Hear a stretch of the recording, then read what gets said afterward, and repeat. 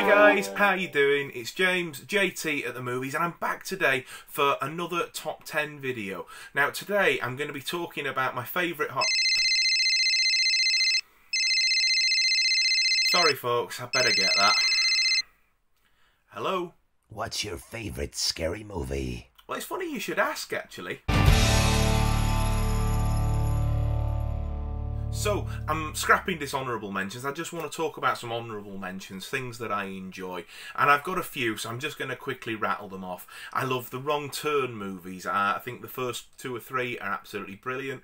They trail off from there, I'm afraid, though. I really, really like the Halloween movies. Again, the first couple are brilliant. The 2018 reboot/sequel was brilliant as well. I even don't mind the Rob Zombie early 2000s version that came out as well. I really quite enjoyed Sinister as well. I thought that was quite a decent sort of modern horror movie.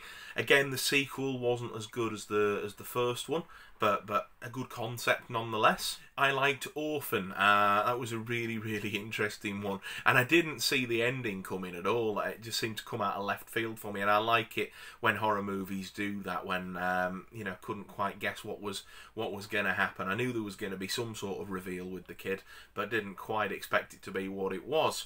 And then my last honourable mention is 2017's reboot of Stephen King's It.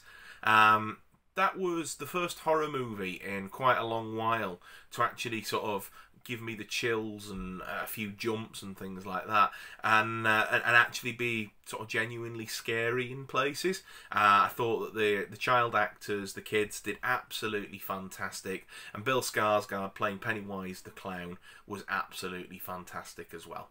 Let's jump in now to my top 10 list. In at number 10, we have a bit of a B movie, and this won't be on many people's top 10s, but I absolutely love this film.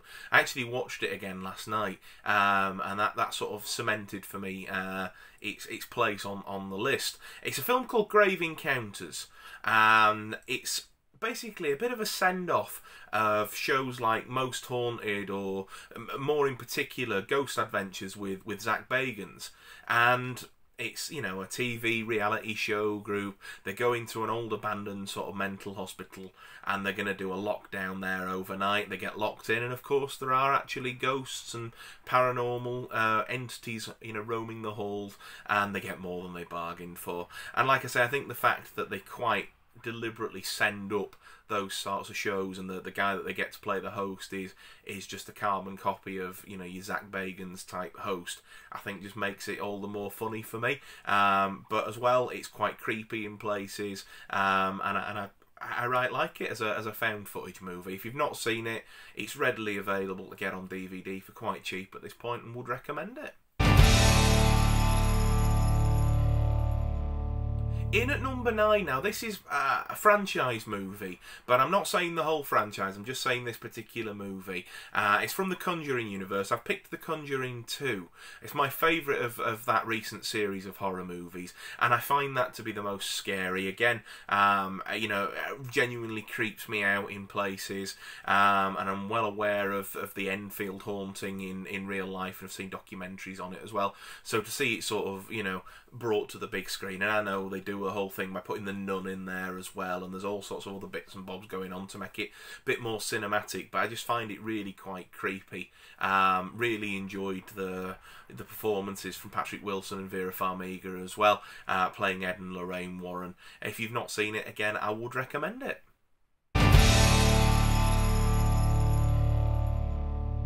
In at number 8, we have a film brought to us by writer-director Jordan Peele, who's just going from strength to strength lately, isn't he? What a fantastic filmmaker this chap really is. But like I say, it's Get Out is the film, and it's the story of a black man who's dating a white woman, and she's taking him home for the weekend to meet the parents for the first time, and he's a little bit sceptical of it because he's not too sure whether they're going to be welcoming of him because he's black. And then when we get there, all hell breaks loose. It's a really, really well done and well acted piece of cinema. Obviously, it's got a lot of social commentary in there as well. But Daniel Kaluuya, who plays the lead, is absolutely fantastic, and the rest of the supporting cast are great as well, and the girl who plays the girlfriend as well is brilliant. There's some scenes of comic relief in there. There's some genuine scenes of terror and suspense, and it's just perfectly executed and really, really worth watching. In at number 7, we have another fairly modern film as well, coming out from a filmmaker who's really sort of been coming into their own recently. It's a film from Ari Aster, Midsummer. I absolutely thought this film was fantastic. I really, really like it. And the fact as well that it's set in broad daylight, the whole thing is in broad daylight, only added to the terror for me, because a lot of the times in a lot of horror movies, you know, it's dark and the sort of, you know, you're watching the shadows and your eyes see things that aren't there, and a lot of filmmakers play into that, and when that's done well, obviously that can be absolutely fantastic. But this is in broad daylight, there is absolutely nowhere to hide with any of it, and it really just lends itself so well to the, you know, to the aesthetic of the film. We follow the story of a young girl played by Florence Pugh in this film, who's recently just suffered a bereavement. Both her parents and her sister have died, and so her boyfriend, with whom she's been on the rocks, decides he's going to take her on a lad's holiday to Sweden, and they end up meeting up with a chap who's in the group's family back in his hometown, and they arrive for, you know, the Midsummer event, as it were, and things just are off. Not quite that you could put your finger on, but something's not right, and it just steadily gets more uncomfortable and just descends. And yeah, if you've not seen it, I thoroughly recommend watching this film. In at number 6, we've got some classic John Carpenter with The Fog. It's my favourite John Carpenter film. I absolutely just adore this film. I remember watching it as a teenager when I was in school, and I picked up the Blu-ray and watching it one Friday afternoon after getting in from school, and just being absolutely terrified by it. Adrienne Barbeau's in it, and she's absolutely fantastic as well.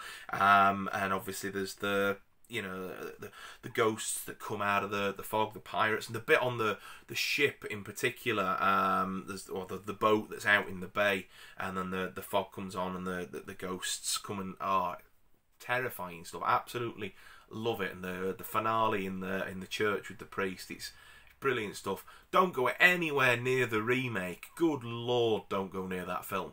But the original is absolutely fantastic. One of my all-time favourites. Another classic now in at number 5. We've got George A. Romero's Dawn of the Dead. Now, of the original trilogy, this one is my favourite, but I do love all of them. Night of the Living Dead's absolutely fantastic, and Dawn of the Dead is obviously superb, and I do have a soft spot as well for Day of the Dead as well. I really like the setting of the scientists and the military unit down in the silo as well.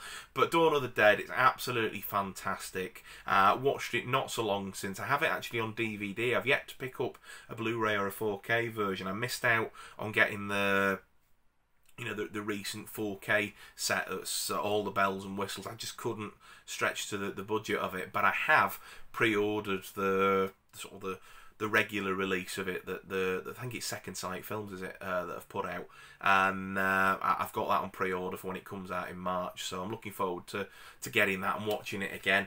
But obviously it's a young couple and two coppers. They're trapped in a mall, and obviously the zombies are trying to break in, and it's just absolutely fantastic stuff. I don't know what more I can say about it that hasn't already been said.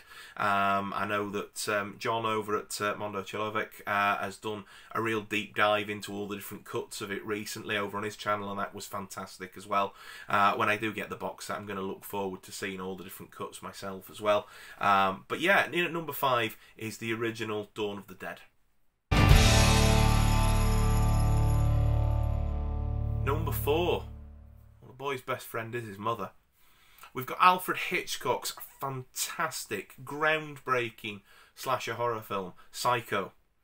And obviously we're introduced to Norman Bates and to Mother as well. You've got the absolutely classic scene, Janet Leigh in the shower, Norman dressed up as his mum coming in to kill her, and it's just an absolute masterpiece is this film. Hitchcock really is a master of suspense. There's so many great Hitchcock films. I nearly put Rear Window in this list, but I'd consider that more of a thriller. So if I do a thriller list, then probably look out for that on there. But I'd say Psycho falls more into the realm of horror. I just think it's absolutely brilliant. Obviously Anthony Perkins, like I say, Janet Leigh, just play off each other really, really well. And the fact, obviously, like I say, the story starts off in one way, and you think it's going to go, follow the sort of like cut and paste sort of plot routine, and then there's the, like I say, the shower scene, and you're right, okay, and then that end scene where they've got Anthony Perkins in police custody, and his mother's giving the narration over it, and the twisted smile. It's just fantastic stuff. Absolutely love this film. Again, don't go anywhere near the remake. Some of the sequels are interesting, but the remake, the shot-for-shot one that they did in the late 90s, really, not my cup of tea, wasn't that one. But Alfred Hitchcock's Psycho.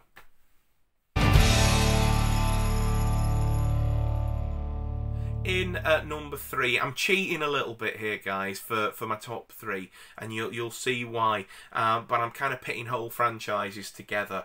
I have picked for number 3 the Friday the 13th series. I absolutely love these movies. Obviously, the first movie with Mrs. Voorhees as the killer, and then the subsequent movies with Jason are all fantastic. As you get further through the series, yes, they start to dip in quality a bit, but the same can be said for a lot of these classic franchises as they get more and more. But then there's the odd one in there where they sort of like perk up again and have really, sort of brilliant moments again, which is brilliant. My personal favourites are the original and then part 3. I would say that they're my 2 favourites. I did like the crossover with Nightmare on Elm Street, although it is just popcorn fun and not really any sort of like A-grade filmmaking, is it? But I did enjoy it. I even didn't mind Jason Goes to Hell. Not really a massive fan of Jason X.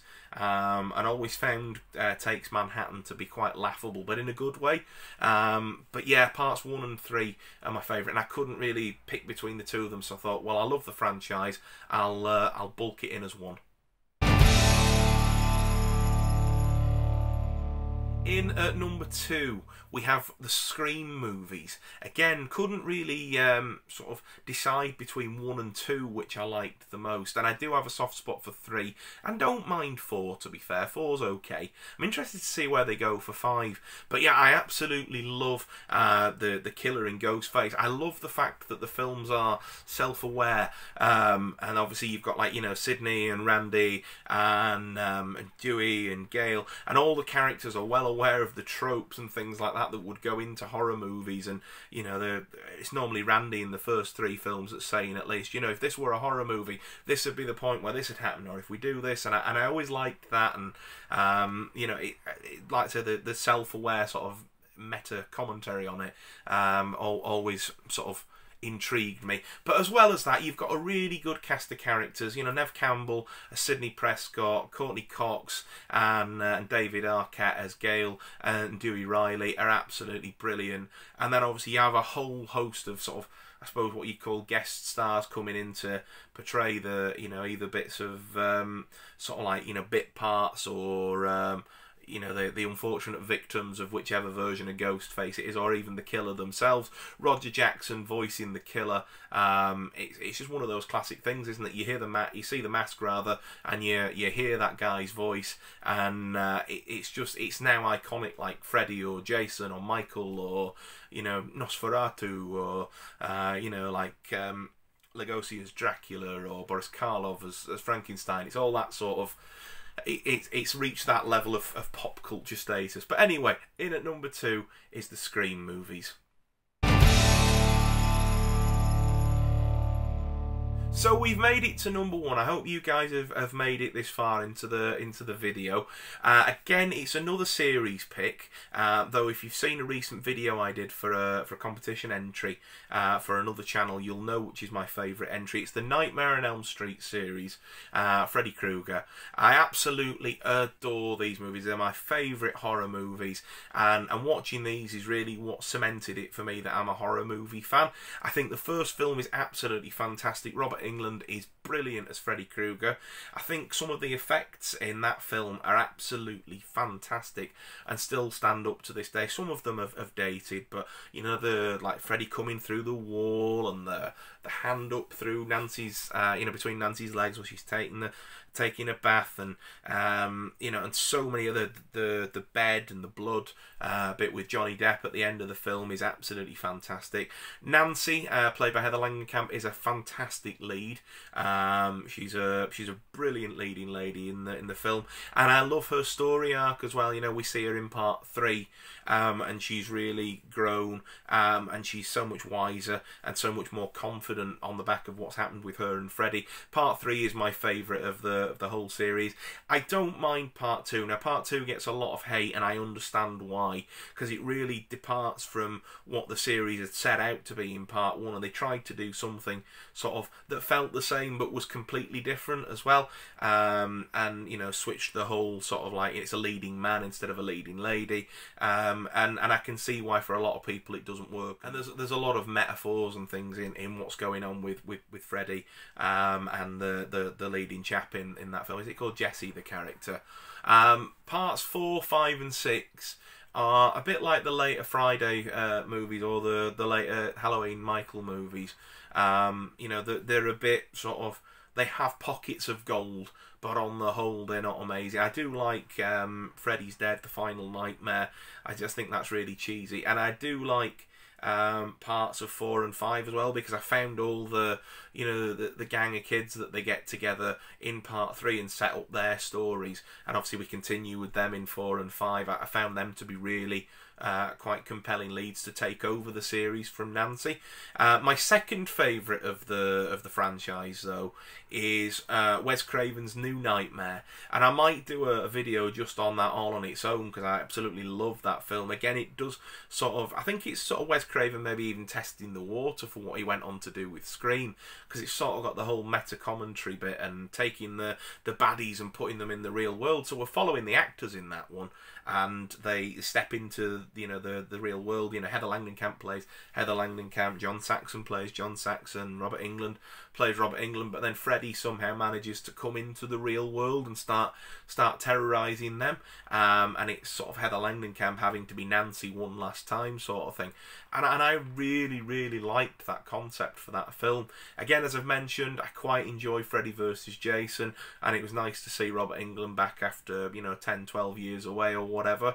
I didn't mind the Jackie Earle Haley reboot, but I understand why it got a lot of a lot of critical panning, because I mean, Jackie Earle Haley, as much as he did a good job with it, he's no Robert Englund when it comes to being Freddy, is he? So there you have it, guys. That is my top 10 favourite horror movies, and then, like I say, a smattering of honourable mentions there at the start. And I've seen so many horror movies. It's one of my favourite genres. It was my favourite genre when I was a teenager and in my early 20s, and there are so many films that I've seen. When I was thinking about this list and putting it together, I sort of wanted to think about, well, what do I go back to on a regular basis? What has the most rewatchability for me?